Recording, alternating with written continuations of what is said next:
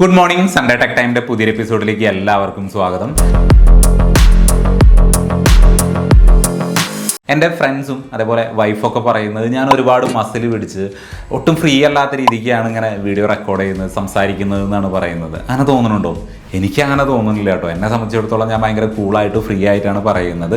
Anyway അവർ പറയുന്നുണ്ടെങ്കിൽ ചിലപ്പോൾ എല്ലാവർക്കും അങ്ങനെ തോന്നുന്നുണ്ടാവും. ഒന്ന് ഫ്രീ ആവാനായിട്ട് നോക്കാം. ഓക്കെ, കഴിഞ്ഞ ആഴ്ച നമ്മളുടെ ടെക് ന്യൂസിനെ സംബന്ധിച്ചിടത്തോളം എനിക്ക് അത്ര ഇൻട്രസ്റ്റിംഗ് ആയിട്ടുള്ള വാർത്തകളൊന്നും കിട്ടിയില്ല. എന്നാലും നിങ്ങൾക്ക് വേണ്ടിയിട്ട് ഒരു 10-18 ന്യൂസുകൾ GSM Arena 91.com ട്വിറ്ററൊക്കെ നോക്കിയിട്ട് കൊണ്ടുവന്നിട്ടുണ്ട്. അതിൽ എടുത്തു പറയേണ്ട ഒരു പ്രധാന കാര്യം എന്ന് പറഞ്ഞാൽ കഴിഞ്ഞ ആഴ്ച വിവോ എക്സ് ഫോൾഡ് 3 Pro എന്ന് പറയുന്ന ഫോൺ ലോഞ്ച് ചെയ്തിട്ടുണ്ട്. ആ ഒരു ഫോണിൻ്റെ വിലയാണ് ഏറ്റവും കോമഡി, 1,60,000 രൂപ. അതായത് ഐഫോൺ 15 Pro Max ഉണ്ടല്ലോ, അതിനോടൊപ്പം തന്നെ എത്തിയിട്ടുണ്ട്. ഈ ഒരു ഫോണിൽ കൊടുത്തിരിക്കുന്ന ഈച്ച് ആൻഡ് എവരിത്തിങ് അത് പ്രീമിയം ലെവലിൽ അല്ലെങ്കിൽ ടോപ്പ് നോച്ചിലാണ് കൊടുത്തിട്ടുള്ളത്. അതിൻ്റെ ഡിസ്പ്ലേ ആണെങ്കിലും മേക്കിംഗ് ആണെങ്കിലും പ്രോസസ്സർ ആണെങ്കിലും ക്യാമറ ആണെങ്കിലും എല്ലാം ടോപ്പായിട്ടാണ് വരുന്നത്. ആ ഒരു ഫോണ് അങ്ങ് നിവർത്തി കഴിഞ്ഞാൽ ഫുൾ ആയിട്ട് വന്നു കഴിഞ്ഞാൽ അതിൻ്റെ തിക്നെസ് എന്ന് പറയുന്നത് 5.3 mm. അത്രയും കട്ടി കുറഞ്ഞിട്ടാണ് അതിൻ്റെ ആ ഒരു മൊഡ്യൂള് വരുന്നത്. മടക്കി വെച്ച് കഴിഞ്ഞാൽ 11.2 mm ആണ് തിക്നെസ് വരുന്നത്. സോ മൊത്തത്തിൽ വിവോ അതിൽ പണിവെടുത്തിട്ടുണ്ട്. അതിന് തന്നെ നമുക്ക് 1,60,000 കൊടുക്കേണ്ടതായിട്ട് വരും. എനിക്കൊരു ചോദ്യമുള്ളത്, ഇത്തരത്തിൽ നിങ്ങൾ 1,00,000 മുകളിൽ ഒരു ഫോൺ വാങ്ങുന്നുണ്ടെങ്കിൽ അത് ഐഫോണിലോ അല്ലെങ്കിൽ സാംസങ്ങിലോ സ്പെൻഡ് ചെയ്യോ, അതോ ഇതുപോലെ വിവോ OnePlus പോലുള്ള ഫോണുകളിലോട്ട് സ്പെൻഡ് ചെയ്യോ? ഇനി വരാൻ പോകുന്ന ഐഫോൺ 16 Pro Max ഉണ്ടല്ലോ, ആ ഒരു ഫോണായിരിക്കും ഇതുവരെ ഇറങ്ങിയിട്ടുള്ളതിൽ വെച്ചിട്ട് ഏറ്റവും കട്ടി കുറഞ്ഞ അത്രയും തിന്നായിട്ടുള്ള സ്ക്രീൻ ബെസലോട് കൂടിയിട്ട് വരാൻ പോകുന്ന ഫോൺ എന്നാണ് പറയുന്നത്. അതായത് ഒരു ബെസൽലെസ് എക്സ്പീരിയൻസ് നമുക്ക് ഐഫോൺ 16 സീരീസിൽ നിന്ന് കിട്ടും എന്നാണ് പറയുന്നത്. 16 Pro Max കേട്ടോ. നിലവിൽ 15 Pro Maxന്റെ സൈസ് നോക്കുകയാണെങ്കിൽ 6.7 ഇഞ്ചാണ്. അത് വരാൻ പോകുന്ന 16 Pro Maxലോട്ട് നോക്കുമ്പോൾ 6.9 ഇഞ്ചിൻ്റെ ഡിസ്പ്ലേ ആണ് എക്സ്പെക്ട് ചെയ്യുന്നത്. അതേപോലെ നോർമൽ പ്രോ വേരിയൻറ്റിലോട്ട് വന്നു കഴിഞ്ഞാൽ നിലവിലുള്ളത് 6.1 ഇഞ്ചാണ്, എക്സ്പെക്ട് ചെയ്യുന്നത് 6.3 ഇഞ്ചാണ്. നോർമൽ 16ലും 16+ലും ഇപ്പോൾ 15ലും 15+ലും എങ്ങനെയായിരുന്നു അതേപോലെ 6.1 ഇഞ്ചിൻ്റെ 6.7 ഇഞ്ചിൻ്റെ ഡിസ്പ്ലേ തന്നെയാണ് വരാനായിട്ട് പോകുന്നത്. അതുകൂടാതെ ഒരുപാട് ഇങ്ങനെ റൂമേഴ്സ് കാര്യങ്ങളൊക്കെ വരുന്നുണ്ട്. ഇനി കുറച്ചും കൂടി കഴിഞ്ഞിട്ട് നമുക്ക് ആ ഒരു എക്സ്പെക്റ്റിംഗ് ഐഫോണിൻ്റെ എന്തൊക്കെയാണ് ലീക്ക് ആൻഡ് റൂമേഴ്സ് എന്നുള്ളൊരു വീഡിയോ ചെയ്യാം. അതുകൂടാതെ ആപ്പിളിൻ്റെ WWDC എന്ന് പറയുന്ന ആ ഒരു ഇവൻറ്റ് ഈ മാസം 10-ാം തീയതിയാണ് സ്കെഡ്യൂൾ ചെയ്തിരിക്കുന്നത്. ആ ഒരു ഇവൻറ്റിലാണ് iOS 18 അതേപോലെ പുതിയ സോഫ്റ്റ്വെയർസ് കാര്യങ്ങളൊക്കെ ആപ്പിളിൻ്റെ സൈഡിൽ നിന്ന് വരുന്നത്. പുതിയൊരു iPassword എന്ന് പറഞ്ഞിട്ടൊരു ആപ്ലിക്കേഷൻ കൊണ്ടുവരുന്നുണ്ട് എന്ന് കേട്ടു. ഇനി 10-ാം തീയതി ആ ഒരു ഇവൻറ്റ് നടക്കുന്നുണ്ട്. അപ്പോൾ എന്താണ് പുതിയ AI ഫീച്ചേഴ്സ് കാര്യങ്ങളൊക്കെ നമുക്ക് ഈ ഒരു 10-ാം തീയതി അറിയാനായിട്ട് സാധിക്കും. മോട്ടറോളയുടെ സൈഡിൽ നിന്ന് ഒരു പുതിയ ഫോൺ കമ്മിങ് സൂൺ എന്നുള്ളൊരു പോസ്റ്റർ അവർ പുറത്തിറക്കിയിട്ടുണ്ട്. ആ ഒരു പോസ്റ്ററിൽ കാണിച്ചിരിക്കുന്ന ഫോൺ കാണുമ്പോൾ Edge 50 Ultra അല്ലെങ്കിൽ X50 Ultra രണ്ടും ഒന്ന് തന്നെയാണ്. ഇന്ത്യയിലോട്ട് ഏത് പേരിൽ ഇറക്കും എന്നുള്ളത് മാത്രമേ സംശയമുള്ളൂ. എന്തായാലും ആ ഒരു അൾട്രാ സീരീസിലുള്ള ഒരു ഫോണാണ് വരാനായിട്ട് പോകുന്നത്. ഐഫോൺ പ്രോ സീരീസുകളുടെ ക്യാമറ ഡിസൈൻ അങ്ങ് അതേപോലെ എടുത്തുകൊണ്ട് റിയൽമി നാർസോ N63 എന്ന് പറയുന്ന ഒരു ഫോൺ റിയൽമി ഇന്ത്യയിൽ ഈ മാസം 10-ാം തീയതി ലോഞ്ച് ചെയ്യുന്നുണ്ട്. ഇന്തോനേഷ്യയിൽ ഈ ഒരു ഫോൺ കഴിഞ്ഞ മാസം ലോഞ്ച് ചെയ്തപ്പോൾ റിയൽമി C63 എന്നായിരുന്നു പേര് കൊടുത്തത്. ഇന്ത്യയിലോട്ട് വന്നപ്പോൾ അത് നാർസോ സീരീസിൽ N63 എന്ന് പറയുന്ന മോഡലായിട്ട് പോയി. ഓക്കെ, ഈ ഒരു ഫോണിൻ്റെ ബാക്ക് നോക്കുകയാണെങ്കിൽ പ്ലാസ്റ്റിക് ആണ്, പക്ഷെ ഒരു ലെതർ ഫിനിഷിലാണ് അല്ലെങ്കിൽ ഒരു ലെതർ ഡിസൈനിലാണ് ആ ഒരു ബാക്ക് വരുന്നത്. 4GB Ram 64GB internal memory variant 8,500 രൂപയാണ് സ്റ്റാർട്ട് ചെയ്യുന്നത്. ലോഞ്ചിങ് ഓഫറായിട്ട് ഒരു 500 രൂപയുടെ ഡിസ്കൗണ്ടും കൊടുത്തിട്ടുണ്ട്. CMF ബൈ നത്തിങ് എന്ന് പറയുന്ന ആ ഒരു നത്തിങ്ങിൻ്റെ സബ് ബ്രാൻഡുള്ള കമ്പനി ഒരു ഫോണായിട്ട് വരുന്നു എന്നുള്ളത് കുറേ കാലമായിട്ട് നമ്മൾ കേട്ടുകൊണ്ടിരിക്കുന്നു. ഇപ്പം അത് കൺഫേം ആയിരിക്കുകയാണ്. ഫ്ലിപ്കാർട്ടിലോ അതേപോലെ അവരുടെ ഒഫീഷ്യൽ വെബ്സൈറ്റൊക്കെ നോക്കിക്കഴിഞ്ഞാൽ ആ ഒരു കമ്മിങ് സൂൺ പോസ്റ്റർ നമുക്ക് കാണാനായിട്ട് സാധിക്കും. ഇതിൻ്റെ സ്പെക്ക് എന്താണെന്നോ അല്ലെങ്കിൽ ഏത് റേഞ്ചിലായിരിക്കുന്നോ ഒന്നും തന്നെ ഇതുവരെ പുറത്ത് വന്നിട്ടില്ല. എന്തായാലും ഒരു 20,000 രൂപയ്ക്ക് താഴെ വരുന്ന ഒരു ബഡ്ജറ്റ് റേഞ്ചിൽ വരുന്ന ഫോൺ ആവാനാണ് ഏറ്റവും കൂടുതൽ ചാൻസ് വരുന്നത്. ആ ഒരു പോസ്റ്ററിൽ കൊടുത്തിരിക്കുന്ന ഫോട്ടോ പ്രകാരം അത് കാണുമ്പോൾ മനസ്സിലാവുന്നത് അവരുടെ ബഡ്സ് ഉണ്ടല്ലോ, CMF ബഡ്സിൽ കഴിഞ്ഞ 2 മാസം മുന്നേ ഇറങ്ങിയത്, അതിലുള്ള പോലെ ആ ഒരു റൊട്ടേറ്റിംഗ് ആ ഒരു റൗണ്ട് ഈ ഒരു ഫോണിലും താഴെയായിട്ട് ഉണ്ടാകും എന്നാണ് മനസ്സിലാവുന്നത്. അതെന്താണെന്ന് മനസ്സിലായിട്ടില്ല. ഇവർ നല്ല വെറൈറ്റി ഡിസൈനൊക്കെ പിടിച്ചിട്ടാണല്ലോ വരുന്നത്. എന്തായാലും CMF ഫോൺ 1 അധികം വൈകാതെ ലോഞ്ച് ചെയ്യുന്നുണ്ട്. അതേപോലെ നത്തിങ് ഫോൺ 3 ഒരു പക്ഷേ ഈ ഒരു വർഷം ഉണ്ടാകാനുള്ള സാധ്യത കുറവാണെന്നാണ് മൊത്തത്തിൽ പറയുന്നത്. അതിന് കാരണം എന്താണെന്ന് വെച്ച് കഴിഞ്ഞാൽ ഈ ഒരു AI കുറിച്ചും നത്തിങ്ങിൻ്റെ AI ഫ്യൂച്ചറിനെ കുറിച്ചൊക്കെ നമ്മളുടെ അവരുടെ CEO കാൾപേ ഒരുപാട് സംസാരിക്കുന്നുണ്ടായിരുന്നു. അതിലവർ പറഞ്ഞ കാര്യം എന്താണെന്ന് വെച്ചാൽ അടുത്ത വർഷം വരാനിരിക്കുന്ന നത്തിങ് ഫോണിലും ഇതേപോലെ ഒരുപാട് AI ഫീച്ചേഴ്സ് ഉണ്ടായിരിക്കും എന്നുള്ളതാണ് പറയുന്നത്. സോ ഈ വർഷം ഒരു ഫോൺ ഉണ്ടായിരിക്കില്ല, ഇനി വരാനിരിക്കുന്ന ഫോൺ അത് അടുത്ത വർഷമായിരിക്കും എന്നാണ് പറയുന്നത്. സോ നത്തിങ് ഫോൺ 3 ഈ വർഷം ഉണ്ടാകാനുള്ള ഒരു സാധ്യത ഇല്ല എന്നാണ് അത് കണ്ടപ്പോൾ അതിൽ നിന്ന് ഇങ്ങനെ ചൂണ്ടിയെടുക്കാന്ന് പറയില്ലേ, അങ്ങനെ തോണ്ടിയെടുത്തത്. എനിവേ കണ്ടറിയേണ്ട വരും. ഈ AI ആണ് ഇപ്പോൾ എല്ലായിടത്തും. ഓപ്പോയും ഇപ്പോൾ AI പുറകെ, ഓപ്പോ പോണെന്നല്ല, എല്ലാവരും AI പുറകെയാണ്. ഓപ്പോ ഇനി അവരുടെ ഫോണുകളിൽ AI ഫീച്ചേഴ്സ് കാര്യങ്ങളൊക്കെ വരുന്നുണ്ട് എന്നുള്ള ഒരു അനൗൺസ്മെൻറ്റ് കാര്യങ്ങളെല്ലാം നടത്തിയിട്ടുണ്ട്.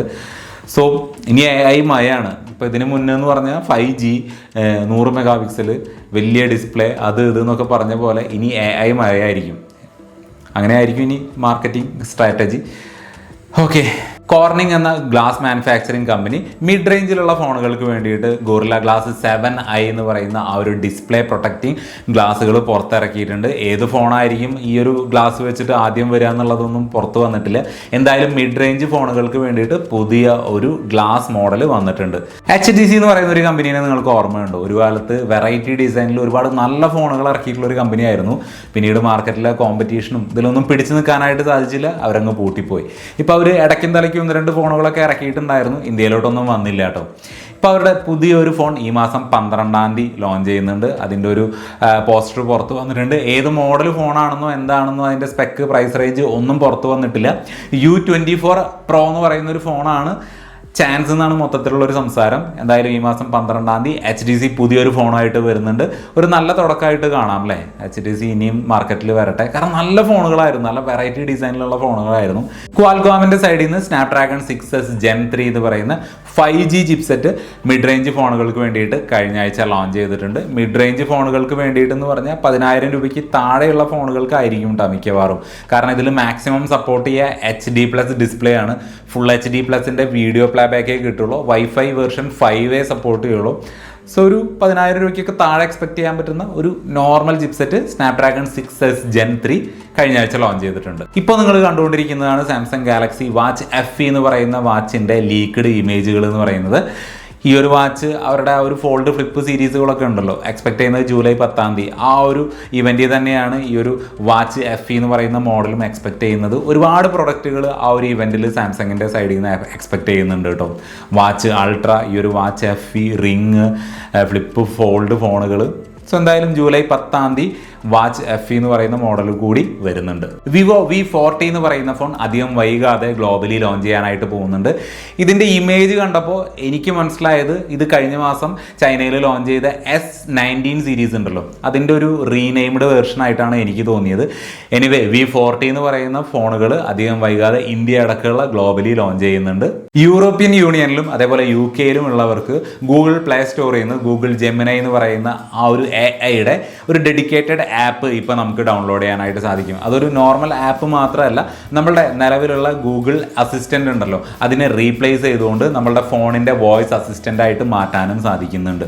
സോ കുറച്ചും കൂടി എഫക്റ്റീവ് ആയിട്ടുള്ള, കുറച്ചും കൂടി റിയൽ ടൈം ആയിട്ടുള്ള ഒരു എക്സ്പീരിയൻസ് നമുക്ക് ഈ ഒരു AI ആപ്ലിക്കേഷൻ തരും എന്നാണ് പറയപ്പെടുന്നത്.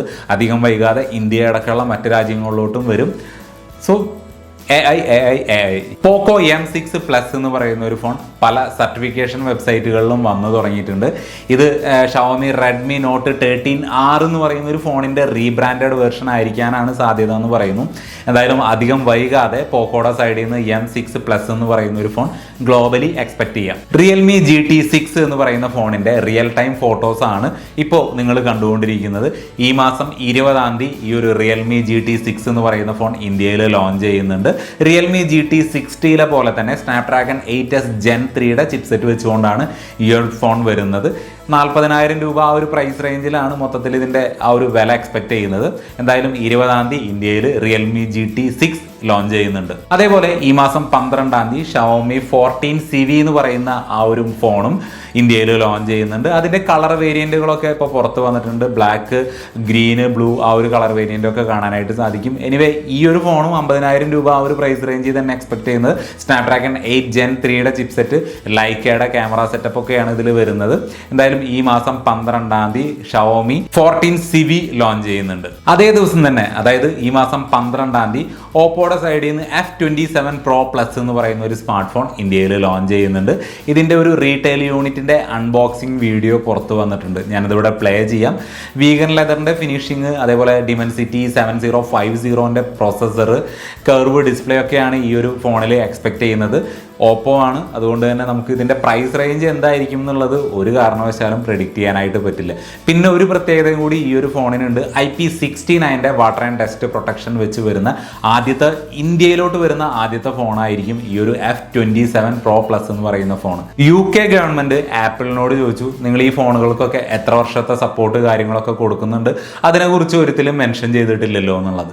അത് ചോദിച്ചപ്പോഴാണ് ഞാൻ നോട്ടീസ് ചെയ്തത്, നമ്മൾ ഒരിക്കലും ആപ്പിൾ ഫോണുകൾക്ക്, ഐഫോണുകൾക്ക് ഇത്ര വർഷത്തെ സോഫ്റ്റ്വെയർ അപ്ഡേഷൻ കിട്ടും എന്നുള്ളത് ഒരിക്കലും പറഞ്ഞു കേട്ടിട്ടില്ല. ചിലപ്പോൾ 5 വർഷം, ചിലപ്പോൾ 6 വർഷം, അത്രത്തോളമൊക്കെ ലോങ് ലൈഫ് കിട്ടും എന്നുള്ളതാണ് നമ്മളൊരു പ്രതീക്ഷ എന്ന് പറയുന്നത്. എനിവേ, ഇപ്പോൾ ആപ്പിൾ ഒഫീഷ്യലി അവിടെ ഒരു റിപ്പോർട്ട് കൊടുത്തിട്ടുണ്ട്. 5 വർഷത്തെ സോഫ്റ്റ്വെയർ അപ്ഡേഷൻ ഐഫോൺ 15 സീരീസുകൾക്ക് കിട്ടും എന്നുള്ളതാണ് ആ ഒരു റിപ്പോർട്ടിൽ കാണിക്കുന്നത്. സോ 15 സീരീസുകൾ ഉപയോഗിക്കുന്ന ആളുകൾക്ക് മിനിമം 5 വർഷത്തെ സോഫ്റ്റ്വെയർ അപ്ഡേഷൻ എക്സ്പെക്ട് ചെയ്യാനായിട്ട് സാധിക്കും. ഇനി നമ്മളുടെ അവസാന ന്യൂസ്, എൻവിഡിയ എന്ന് പറയുന്ന ചിപ്പ് മാനുഫാക്ചറിങ് കമ്പനി ആപ്പിളിനെ പിന്തള്ളിക്കൊണ്ട് ലോകത്തിൽ ഏറ്റവും മൂല്യമുള്ള 2ാമത്തെ കമ്പനിയായിട്ട് ഉയർന്നിരിക്കുകയാണ്. നിലവിൽ ഈ ഒരു എൻവിഡിയ എന്ന് പറയുന്ന കമ്പനിയുടെ മാർക്കറ്റ് വാല്യൂ എന്ന് പറയുന്നത് 3,01,200 കോടി രൂപ. 3,01,200 കോടി രൂപ. തൊട്ട് മുകളിലുള്ളത് മൈക്രോസോഫ്റ്റ് ആണ്, അവർക്ക് 3,15,000 കോടി രൂപ. തൊട്ട് താഴെ ആപ്പിളാണ്, അതായത് 3ാം സ്ഥാനത്ത് ആപ്പിളാണ്, അവർക്ക് 3,03,000 കോടി രൂപ. ഇത് 300 കോടി, ഞാൻ പറഞ്ഞത് കറക്റ്റ് അല്ലേ? 3 ലക്ഷം കോടി കേട്ടോ, എല്ലാതും ട്രില്യൺ കഴിഞ്ഞിട്ടുണ്ട്. ഓക്കെ, അപ്പോൾ അങ്ങനെയൊക്കെയാണ് കാര്യങ്ങളുടെ കെടുപ്പ്. അധികം വൈകാതെ ഈ ഒരു എൻവിഡിയ എന്ന് പറയുന്ന കമ്പനി മൈക്രോസോഫ്റ്റിനെയും പിന്തള്ളും എന്നാണ് പറയുന്നത്. അതിനുള്ള ഒരു പ്രധാന കാരണം എന്ന് പറയുന്നത് ഈ ഒരു AI തന്നെയാണ്. കാരണം AI വന്നതോടുകൂടിയിട്ട് ചിപ്പ് മാനുഫാക്ചറിങ് അല്ലെങ്കിൽ ആ ഒരു മേഖലയിലോട്ടുള്ള ഇൻവെസ്റ്റ്മെൻറ്റ് ഒരുപാട് കൂടിയിട്ടുണ്ട്. അതാണ് ഈ ഒരു എൻവിഡിയ എന്ന് പറയുന്ന കമ്പനിയുടെ വാല്യൂ കൂടാനുള്ള പ്രധാന കാരണം. അപ്പോൾ ഇത്രയൊക്കെയാണ് ഈ ഒരാഴ്ചത്തേക്ക് വേണ്ടി ഞാൻ തപ്പിപ്പിടിച്ച ന്യൂസുകൾ എന്ന് പറയുന്നത്. പരമാവധി മസിൽ പിടിക്കാണ്ടും എയർ പിടിക്കാണ്ടൊക്കെ റെക്കോർഡ് ചെയ്യാനായിട്ട് ശ്രമിച്ചിട്ടുണ്ട്. എൻ്റെ രീതി ഇങ്ങനെയാണ്, ഞാനിങ്ങനെയാണ്. സൗകര്യമുള്ളവർ കണ്ടാൽ മതി. ഇത് നിങ്ങളോടല്ല കേട്ടോ, എൻ്റെ ഭാര്യനോടും എൻ്റെ ഫ്രണ്ട്സിനോടുമാണ്. ഓക്കെ, അപ്പോൾ ഈ ഒരു വീഡിയോ ഇവിടെ അവസാനിക്കുന്നു. നല്ലൊരു സൺഡേ ആണ്, പരമാവധി മഴ ദിവസം ആവട്ടെ. ഇങ്ങനെ മഴ കണ്ടിങ്ങനെ ഒരു കട്ടൻ ചായയും കുടിച്ചിരിക്കാനായിട്ട് നല്ല ആഗ്രഹം. എനിവേ, ബ്രേക്ക്ഫാസ്റ്റ് ഒക്കെ കഴിക്കുക. അടിപൊളി. Happy Sunday. അടുത്ത വീഡിയോയിൽ വീണ്ടും കാണാം. ബൈ.